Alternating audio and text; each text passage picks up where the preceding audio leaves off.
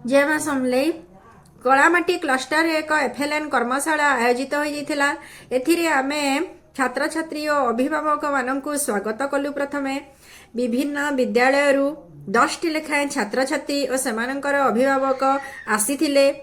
प्रथमे आमे कार्यक्रम आरंभ करने पूर्व प्रार्थना और पूजा कलु। यापरे अतिथि स्वागत परिचय प्रदान संबंधी कार्यक्रम आरंभ करागला। कलामाटी क्लस्टर सरपंच वार्ड मेंबर और समिति सभ्य को संबोधित करागला। कुनी कुनी पिला माने यहाँ परे निपुण ओडिशार गीत गाइथिले। यहाँ परे मु निपुण ओडिशा संबंधित सम्यक धारणा देली। समस्त अभिभावक समस्त शिक्षक शिक्षयित्री तथा आम कलामाटी क्लस्टर निपुण मेला स्वागत संबर्धना करे काहींकि निपुण मेला होछि ता विषय सम्यक सूचना दउछि जणाइबा गोष्ठी और अभिभावक निपुण ओडिशा मिशन विषय सचेतन करिबा। 1 2 3 क्लास रो छुआ मानकु संख्या ज्ञान मौलिक साक्षरता संख्या ज्ञान विषय अवगत करिबा एहार मुख्य उद्देश्य अटे। अभिभावक सचेतनता एहा एटे संख्या ज्ञान और मौलिक साक्षरता विषय सचेतन हेबे ताहा पिलामाने तांकर पितामानंक द्वारा मते जानि पारिबे कि निपुण मेलार उद्देश्य और महत्व कण। एति भई वक्तव्य समापन करछि। धन्यवाद।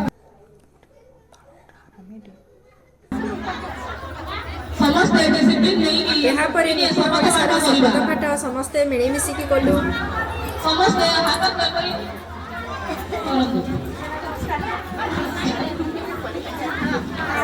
आमे विद्यालय एक आनंदमय एवं शिक्षण भित्तिक परिवेश सृष्टि करने प्रतिज्ञा करूँ। ଯେଉଁଠାରେ ପିଲାମାନେ ସେମାନଙ୍କର ନିଜ ଭାଷାକୁ ମୁକ୍ତ ଭାବରେ ବ୍ୟବହାର କରିପାରିବେ, ମୁକ୍ତ ଭାବରେ ପ୍ରଶ୍ନ ପଚାରି ପାରିବାର ସୁଯୋଗ ପାଇପାରିବେ, ମୁକ୍ତ ଭାବରେ ଫେରି ପାରିବେ ଏବଂ ଯେଉଁଠାରେ प्रति पिला स्वतंत्र मान्यता दियाजिब। आसतु उभय विद्यालय और घर को एपरी गढ़ी तोड़ा जेउठी प्रत्येक पिलांकर बुझिकी पढ़िबा उद्देश्य सहित देखिबा एवं संख्या ज्ञान बुझिबा करी जीवन व्यापी कौशलर विकास हेब, जहाँ द्वारा सेमाने दैनन्दिन जीवन विभिन्न परिस्थिति सेगुड़ी को प्रयोग करि परिबे। आसतु आम देशर प्रत्येक पिला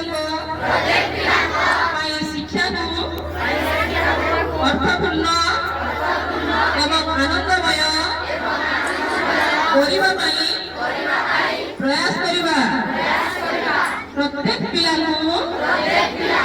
मौलिक साक्षरता और संख्या ज्ञान क्षेत्र में दक्ष करवा। जय हिंद।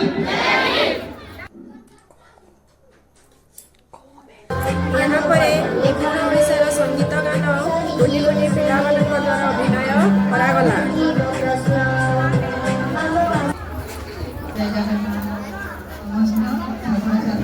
यहाँ पर अभिभावक माने निपुण ओडिशा संबंध में सेमानंक मतामत देले।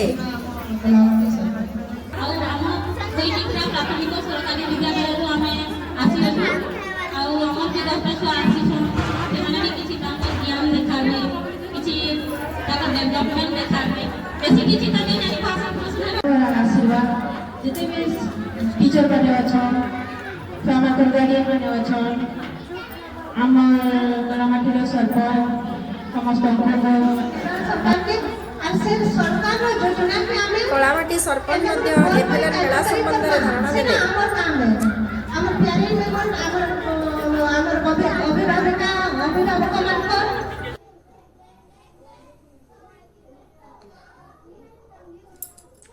ଏହାପରେ ନିପୁଣ ମେଳା ଆରମ୍ଭ ହୋଇଥିଲା।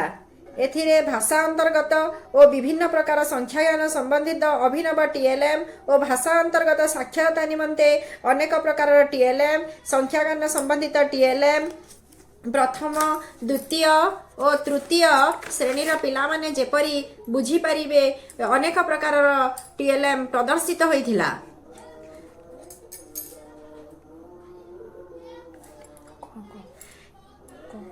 ଏଥିରେ କୁନି କୁନି ପିଲାମାନଙ୍କ ଦ୍ୱାରା ସୃଜନଶୀଳ କାର୍ଯ୍ୟକ୍ରମ ଯଥା ଗୀତ, ନାଚ, ଗଳ୍ପ ପଠନ ଇତ୍ୟାଦି ଅନେକ ପ୍ରକାର କାର୍ଯ୍ୟକ୍ରମ ଅନୁଷ୍ଠିତ ହୋଇଥିଲା।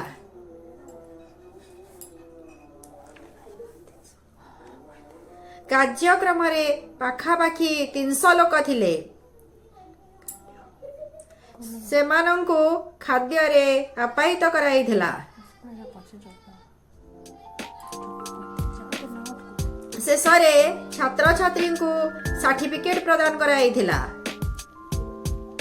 ସମସ୍ତେ ଏହି କାର୍ଯ୍ୟକ୍ରମକୁ ଦେଖି ବେଶ ଆନନ୍ଦିତ ହୋଇଥିଲେ।